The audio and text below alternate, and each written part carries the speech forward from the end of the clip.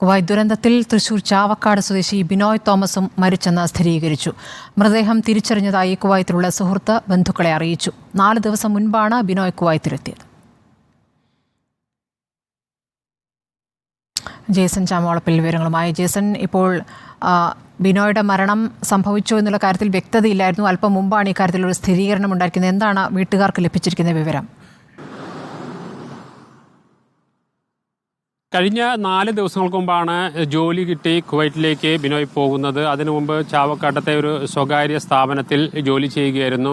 ചാവക്കാട് തെക്കൻ പാലയൂരാണ് ബിനോയുടെ ഇപ്പോൾ താമസിക്കുന്നത്. തിരുവല്ല സ്വദേശിയാണ് ബിനോയ്. കഴിഞ്ഞ ഈ തീപിടുത്തം ഉണ്ടാകുന്ന അന്ന് പുലർച്ചെ 2 മണി വരെ അദ്ദേഹം ഓൺലൈനിലുണ്ടായിരുന്നു എന്നതാണ് ആദ്യമായിട്ടുള്ള പ്രാഥമികമായ വിവരം ലഭിച്ചത്. പിന്നീട് ഇദ്ദേഹത്തെ കോൺടാക്ട് ചെയ്യാൻ കഴിഞ്ഞില്ല. അങ്ങനെ നടന്ന അന്വേഷണത്തിന് ഒടുവിലാണ് ഇപ്പോൾ മരിച്ചു എന്ന സ്ഥിരീകരണത്തിലേക്ക് വന്നത്.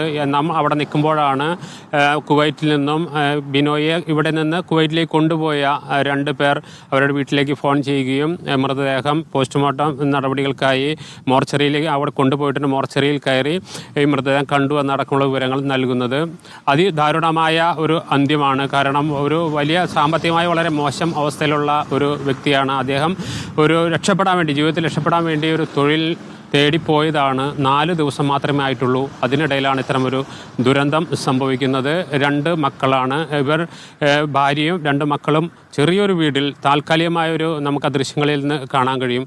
ചെറിയ ഒരു കൂരയ്ക്കുള്ളിൽ കഴിയുകയായിരുന്നു. അവിടെ നിന്ന് ജീവിതം കെട്ടിപ്പടുക്കാൻ വേണ്ടി പോയ ബിനോയ്ക്കാണ് ഇപ്പോൾ ജീവൻ നഷ്ടപ്പെട്ടിരിക്കുന്നത്. സ്മൃതി, കുവൈത്തിലേക്ക് പോയി 4-ാം ദിവസമാണ് ബിനോയുടെ മരണവാർത്ത വീട്ടുകാരെ തേടിയെത്തിയിരിക്കുന്നത്. ജേസൺ ചാമോളപ്പിലാണ് വിവരങ്ങൾ നൽകിയത്.